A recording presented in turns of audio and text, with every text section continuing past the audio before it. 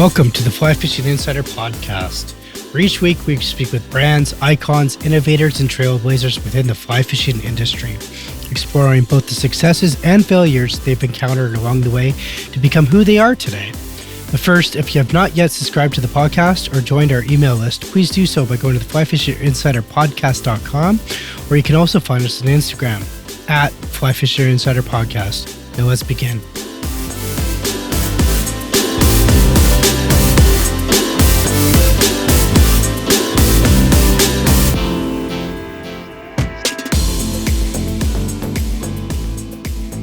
Welcome to the Fly Fishing Insider Podcast. Today our guest is Ryan Taylor. Ryan is an Instagram tyer known as Salmon Junkie. Ryan, welcome to the show. Thanks for having me. Yeah, no worries, man. I'm super excited that you're here. We've talked a lot off air, on air, over the gram and everything, but we're finally getting you here, and I know you've had a pretty good week, so I want to definitely talk about it. I think, before we jump into everything, let's just briefly talk about your involvement with fly fishing and how you became, involved with the sport. I got involved in the sport probably close to 17 years ago. I used to go on like a family camping trip to a local river, and I used to see guys fly fishing all the time. And I was about 10 or 12 years old, or in around that area.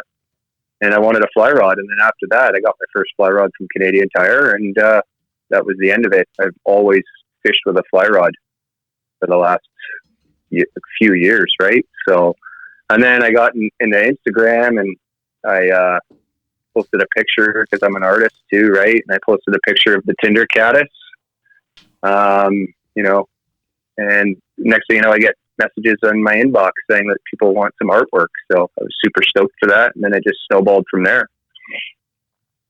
Yeah, you kind of have snowballed from there, which is really cool because you're one of those authentic people that are on Instagram that have sort of made a living on that. And I know we were talking about next steps and stuff, which we'll get into later on the podcast.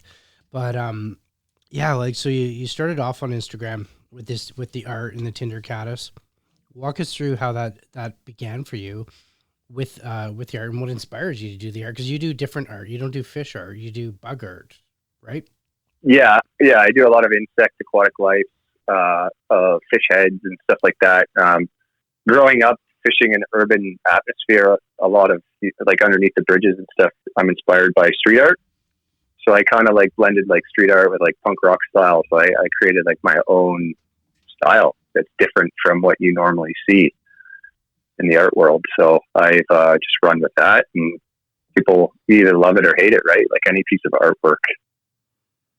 I agree. I totally think it's super cool that you're doing something different. There's those artists within our industry that are doing stuff that are different, and they're super successful at it. I mean, if you look at, what's it called? My buddy Edgar from Sightline, or Cody Richardson, who does the license plates on the wood plaques. And then you know what I mean? You're doing this, and then there's Admatic. Like, there's so many cool things that I agree with, finding your own niche and not just another fish. So, I tend to use a lot of, I tend to use a lot of bright colors too, right? So it sticks out a lot. Sticking with that spray, way different. That spray paint, gritty rawness. So definitely cool. So are you still doing the art, or not as much? Because I know like the tying is like your main thing. Yeah, I'm still doing art. I just finished a commissioned piece of a musky fish that's on two pieces of 24-inch canvas that measures 38 inches long, with a replica fly of what the fish was actually caught on. So I just finished that one, and it took a ton out of me. So I kind of stepped away from the painting for a bit. What was the fly? It wasn't a game changer, was it? It's some big musky fly thing. It's like the dragon tail on the back and just a bunch of deer hair. I'm not really familiar with a lot of the pike and musky flies, but yeah, it's like 8 inches long. Crazy.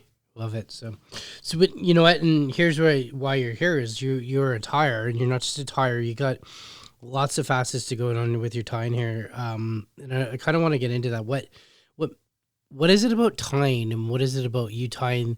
Let's start with the classic patterns. because you tie those traditional classic patterns. What is it about those classic patterns that you're so drawn to? I think it just comes down to like elegance. They're just, you open your fly box and you're just in the wow factor that all these beautiful pieces of artwork were made from a bunch of feathers being put together. I always say that the fisherman chooses the fly, not the fish, right? So I don't know. There's really no answer to that because every time I open my fly box, I never know which one to use. I have confidence in all my flies. It's just which one's the best looking is the one that I'm going to present to that fish. Yeah, well said. Definitely agree with that. Ryan, when we talk about the classic patterns, like, do you find that there's a big market out there for that? Or because I know you sell your flies, so is there a big market out there, or is it more for guys that are a smaller niche market, more traditional? Is it like an Atlantic Canadian kind of thing? Because I know on West Coast we rarely use those. Like, walk us through how that whole process works with the classic patterns that you tie for salmon. The classic patterns, I tend to feel that the classics are fished more on the West Coast than the East Coast, because a lot of East Coast guys, I don't know, I might be wrong, but when I fish out in the East Coast, it's always hair wings, right? Mm-hmm. And I know on the West Coast, I talk to people on the coast, and they're always fishing like your classic spay flies and your classic bee flies. So it's more of like a custom market on the West Coast, I feel, in my opinion. Crazy. Okay, so you're basically tying for us out on this side of the country, which is cool. Ryan, you know what? Like walk me through like where are we gonna go with this here? I'm gonna have to cut all this part, but let me think. I want to talk about here's what I'm going to try and pull out of you. I just want to talk a bit more about the classic. The tying in hand. That's what I'm trying to think of. Sorry. Ryan, now you're also notorious for tying like classic patterns and not just using a vise. Like, you tie in hand with these classic patterns, and like, is this a traditional way of tying? Like, I know you do it, you Instagram it, which again is pretty cool, and not a lot of guys are doing this. So, like, what is it that makes you want to tie in hand? For tying in hand, I just feel I'm more connected to the fly when I'm tying it. I don't know. When you have a vise, there's like you and just a bobbin, but when you hold it in your hand, you're actually holding the iron. You're just, I feel more of a connection to it. It's more of a challenge. It takes longer to do. Like, I'll have to take 3 sittings to tie a fly in hand. That could be anywhere from like an hour to 3 hours, just depending on what I'm doing. So it really slows me down, because if I sit at the vise, I can just crank out tons of flies super quick, right? And I prefer to tie in hand. It's just more connection, I feel. Again, super cool. 3 hours to tie a fly, though, man. I don't know if I could do it. So that's that's a long time. Definitely. Yeah, it's better than watching TV, though. Keeps my mind occupied. Hey, have you ever been like 2 hours and 57 minutes in, and you like for some reason like let go, and you're like, oh shit, and it's just all unravel? Yeah. Oh. Yeah, I've been like 2 hours into a fly, and you get to the throat, and then you tie in the throat hackle, and you're like, I hate this, and you just like throw it in the scrap pile. Wow, I'd love to see your scrap pile. It's pretty bad scrap pile, actually. Your scrap pile is another man's treasure. So. Yeah, probably. Some people would probably fish it, you know. Yeah, exactly. But it's not. It's not good enough for me. I got high standards. Let's just put a UV head on it and we're good. Yeah. A big resin head. All right. It's funny. So, you know what? Let's go to, like, you tie these patterns, but you're also tying other patterns. You tie more traditional stuff, like more newer patterns and West Coast stuff right now. And you're also quickly rising the ranks of becoming like a West Coast tyer, even though you're living in the East, and you're moving up. So what is it about the tying? What is it like? Where do you want to go with that? I know you have a day job, but this is your night job or your side hustle. Like, walk me through, like, where do you plan to go with the tying? Like, what is your vision on that? Kind of like when I dove into this and really started to focus on tying classic flies and tying steelhead flies in general, my essential goal was to be recognized as a fly tyer up there with all the big classic guys like, I think his name was Harry Lehman, Art Lagerton, or Lingering. That's how you say his name correctly. Just all those guys, I just always have looked up to those guys. Deck Hogan, Marty Howard. They're all on my list of people that I kind of gravitated to. I'm coming from like a trout fly background. That's what I used to tie, was dry flies for trout, and then got introduced to the salmon stuff. Yeah, like those are some pretty big names, right? And definitely great influence as well. So what is it that you prefer? Like, do you prefer tying the classic stuff, or you prefer making the shift to get into this newer West Coast tying style? Like, what do you prefer? I prefer both. It just depends. There's some days that I don't have the patience to sit, because it takes a lot of patience to sit and tie a full dressed or classic salmon fly. But then there's other days when you could sit and you can tie yourself up a quick classic, like a standard steelhead fly with some marabou on a hook, and they're just as fun to tie, because to me, like, a lot of the West Coast style flies with the marabou and the guinea fowl and all that, it's like graffiti, right? Like, you just throw colors at it. There's no rules really. It's just, you have to have confidence in that fly when it's swinging through the water. Mm-hmm. When you come up with patterns, like you talk about swinging through the water and whatnot, and you coming up with patterns, like, are you trying to what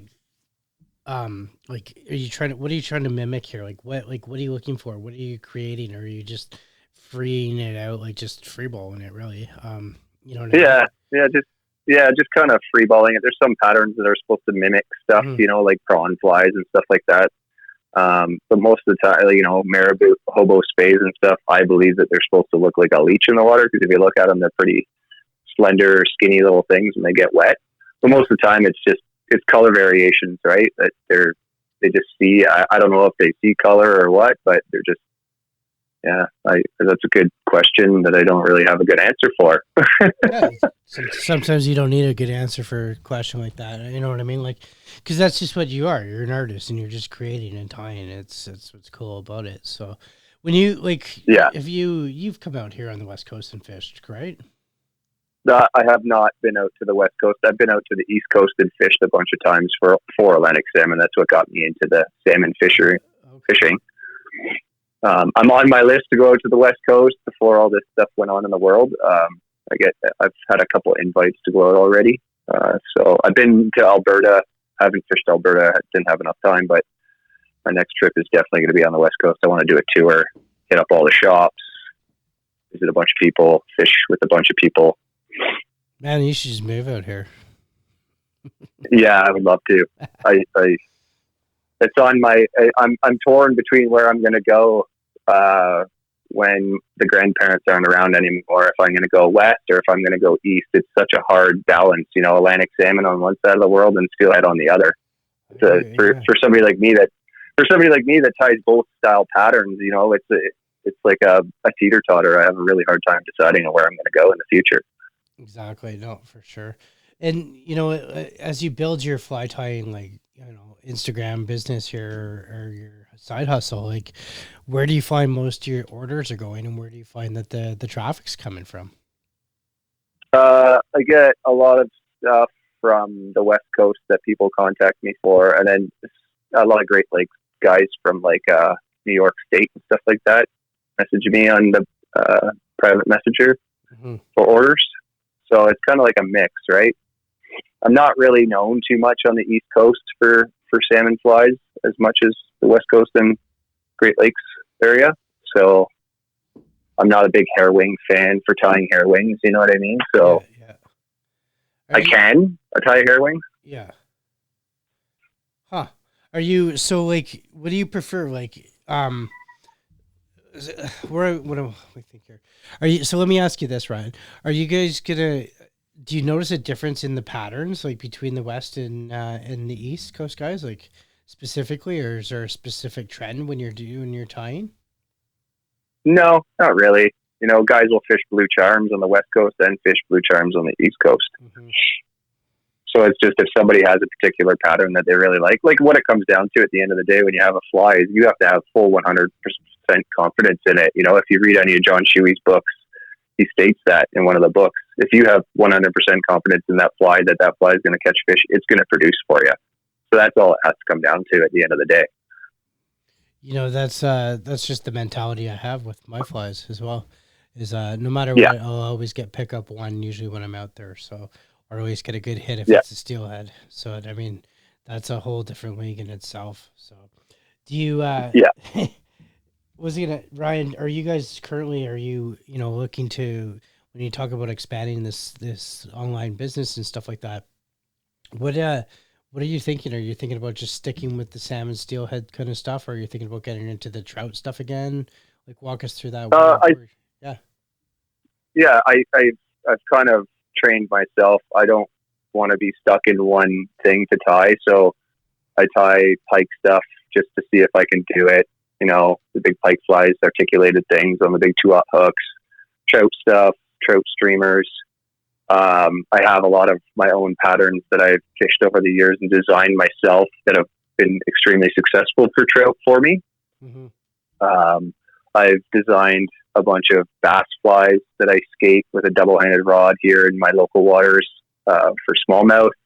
So I'm kind of not really stuck in one genre of fly tying. I've expanded my tying capabilities. Crazy. And I know now currently, like, you're doing some online challenges or competitions. Is that right? Yeah, I did. I got entered into my first contest. How are you ranking? Yeah. I'm up there. Last time I checked, I was winning in the most likes. I've got a really good support from all my followers. I actually try to connect and talk to a lot of my followers through messaging a lot and comments, and I get a lot of them actually too that hit me up, and like I was just doing a tying session with a guy on the West Coast recently and giving him some pointers and direction on how to do stuff. I just want to pass the knowledge along. I didn't have anybody really that passed a lot of knowledge along to me. I had to read and learn myself, so I'm paying it forward. So I stay connected with everybody.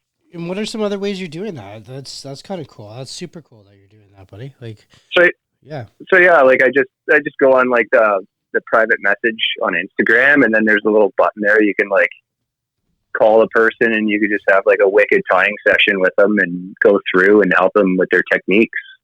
You know, nice. So I've done that a few times with some people. It's a lot of fun. You know, talk to people from all over the world. Essentially, it's awesome. So if people wanted to reach out to you, I guess they could do that, right? Or if they wanted to ask you questions, they could just say, "Hey, Ryan, like, want to walk me through something?" Yeah, exactly. That's cool, man. If they're having like a hard time setting a wing on a fly and they want to sit down and see how I do it through a video chat, I don't have a problem sharing that technique. That's cool of you, buddy. I like that. Yeah. No. I'm all about paying it forward, you know. The more people that are tying beautiful flies, the better off Facebook or Instagram will look. Yeah, exactly. No, I agree. So what are some other ways that you're promoting your business besides just like through, I mean, I know mostly through Instagram, but is there any other ways? Yep. I do a lot of donations to different organizations. I got a donation going to the SSBC. I have another one going to the Wild Steelhead Coalition, I do believe it's called there on the state side. And then I got asked to do a local donation for a local river chapter in my own community. So I really enjoy the conservation side of the sport. I'm a huge promoter of it. I've been hunting and fishing for 2 decades probably, and that's the one thing that was always instilled in my mind was conservation, right? So I try to protect it. Well, you have to protect it for sure. So, and you know what? Speaking of protecting things and whatnot, unfortunately, I got to shift to the current crisis that we're in right now, and that's protecting our industry, protecting the longevity of our industry, the growth of our industry, and currently, you know, we're experiencing this COVID crisis right now, and I know it's affected you and whatnot. What do you think? Like, let's just talk here. Like, what do you think's going to happen afterwards? What do you think's happening in the industry? What are you seeing out there that we're not seeing out here? You know what I mean? Yeah, tell me your thoughts.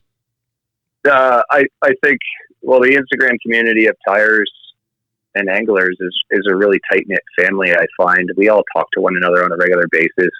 For instance, I own my own construction business during the day. That's my like 9 to 5 job or 5 to 5 job.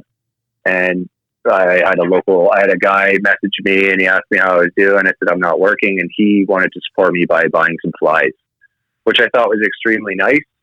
Mm-hmm. You know, I'm a firm believer that through the community, everyone promotes guides. I find I try to promote guides a lot. If somebody wants to go fishing, I always point them in the direction of a guide. Yeah, I think at the end of this, when we're allowed to all go back to our normal lives, I think everybody's going to be fishing and having a great time. And I think that a lot of people this will change a lot of people, because people will always put those things on their list. Like, oh, I really would like to go do this, but they don't actually do it. I think this will open people's eyes and be like, I'm going to go do this because I've always wanted to do it. So I don't think the industry is going to slow down. I love your outlook on that. I agree. I do love your outlook on that. And again, this is why I always ask that question to people as well, because having this conversation, I really hope people are on the fence of saying, you know, I think I want to try fly tying or fly fishing, or I think I want to try traveling to Christmas Island or something. Man, if people actually do that, like you say, all the better to everybody. Like, that's just so cool. I never thought of that, but I mean, you're so right. I think there will be people. Yeah. Yeah, like you look at this virus and it can literally take somebody that's like, you know, in their 20s for no apparent reason. You know what I mean? So it really opens your eyes that how precious life is and how short it could be. So I think it's going to really push people to do a lot of cool things. I know I want to do a lot of cool things once this all settles. Absolutely. I mean, hopefully, you know, many people have learned something from this, including our government as well, right? You know, it's not a political show by any means. But you know what I mean? Like, come on, right? Like, yeah, there's a ton of information, ton of stuff that, you know, should be learned. But I mean, as the industry as the whole, like, you know, I look at it like there's going to be a lot of challenges afterwards. And I hope people can continue to be strong and make it through, these tough times right now, like as the industry, because I do want to see it grow and everything like that. So, and one of the things that you mentioned before was that the tires are tight knitted and you guys all talk and stuff like that. Why do you think that is? I think it's just because we're all very passionate about what we do. We like to see each other. We kind of feed off one another. I know I feed off other tires and other tires feed off me. People see cool patterns, you know, they think that, you know, that will work great in my water. I think that's why we're so tight knit. We share techniques among one another. So yeah, it's just super cool. It's like a extended family, in my opinion. You know, it's great to have chats with people in private message. Like there's some days where I'm sitting at my vise and I can't even like literally tie because I'm chatting with somebody around the world, and it's just an awesome conversation. No, I do know, because I'm probably one of those guilty ones of chatting with you. So, for sure. No, Ryan, you summed it up, man. I mean, for sure, right? Like, we are tight knit, we are supportive, and it doesn't matter where you are, if you're across the country, or you know what I mean, or in the same province or state. It doesn't matter. We're all there. We're all in this together. We're all supportive, for sure. So, yeah, go ahead. Everyone's positive, right? That's the thing. There's no negativity on Instagram or anything like that. So everyone promotes one another for growth. That's what I find, you know? Exactly, for sure. So, you know, who's inspiring you right now as a tire currently on Instagram? Oh, I don't know. There's so many guys that I am inspired by. You know, so like I said earlier, Jack Hogan, Marty Howard, John Shuey, Adrian Coots, Evan Witt, Lou, Jimson. There's just, the list just goes on and on and on. Sven Diesel there, like he's got such a great feed. He's so innovative on what he does. His videos are awesome to watch, and he's kind of like a different guy, you know. He's got that fun vibe to him too, right? Yeah, exactly. Yeah, super fun vibe. Like you can just watch his videos and they're just fun, you know. Like it's good entertainment at the end of the day if you want to watch like a wicked video. I think I saw a video recently he did with like tying something in his bathroom with bathroom materials. Yeah, that was funny too. I remember that. So yeah, he did that one. I just watched one the other day. Actually, he was wearing waders and he had a suit on and a tie, and he was standing in the river. Tying? No, he had a fishing rod. It was pretty funny. Yeah, that's hilarious. It was pretty awesome. So just seeing. That's awesome that he could step out of his comfort zone and do that. So for sure. Yeah. No, it's cool. And you know, like Mills Fly. I don't know if you follow that guy's account on Instagram. He's awesome. He does a lot of stuff. Like we just did Friday or the nighttime at Device. So like, you know, some other guys that I look up to, like Joel Hill and Freestyle Fly Tire. We all did like live videos. It was like every night at 10 o'clock, there's like these wicked tires from tying everything from steelhead flies to trout flies to trout spay and to saltwater. It's just so cool to see everyone's different techniques and read all the comments that people are putting out there. It's considering we've been in a lockdown and we can't fish. Yeah. Super fun still. No, that is cool. So when is this? This is on Thursday or Fridays? It's every night actually that he does it right now. Every night at 10 o'clock Pacific time, somebody will come on, and that's at Mills Fly. He does like this cool little broadcast story, and it's pretty good actually. You know, he puts on a funny hat or whatever. So, you know, after being quarantined all day and you're bummed out, you just watch it and you get a good smile. So I look forward to at the end of the day to see the broadcast that he's going to put, who's coming on a Device that night.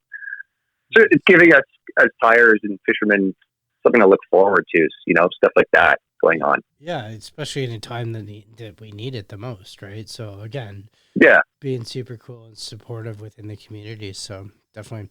Ryan, I'm going to ask you before I let you go here, like what's next for you, buddy? What's next? I'm just going to keep tying away and doing my donations, get back to painting some more canvases. And yeah, planning some future trips down the road, hopefully next fall. Yeah, out to BC, right?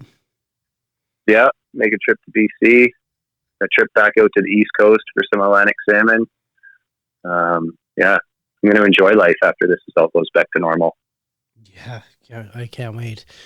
If somebody wanted to support you, get out there and support you, whether it be a painting or some flies or even questions, or didn't want to support you and wanted to just ask you questions, where would they do so? Just private message me through Instagram. That's the best way. And then we can arrange from there. If you want to have a phone call or a video chat, or a technique or whatever, I'm more than willing to do it. Awesome. Once again, before I let you go, what's your Instagram handle? Salmon Junkie. I'm going to make sure I put that in the show notes. So Ryan, I want to awesome. Thank you for your time. I'm going to let you get back to your tying here in hand. I know you were doing so right before that I called here. I'm just kidding. Yeah, just kidding. Almost. No, almost. No, I'm just bugging you. I do want to let you go, get back to your tying and your day. So, hey, Ryan, thanks a lot. Yeah, thank you very much for having me on the show. It was great. Of course, and listeners, thank you guys as well. All right, bye. Thanks. You've been listening to the Fly Fishing Insider podcast. If you like this podcast episode, please let us know. Leave a review and subscribe to the show on your favorite podcast listening platform.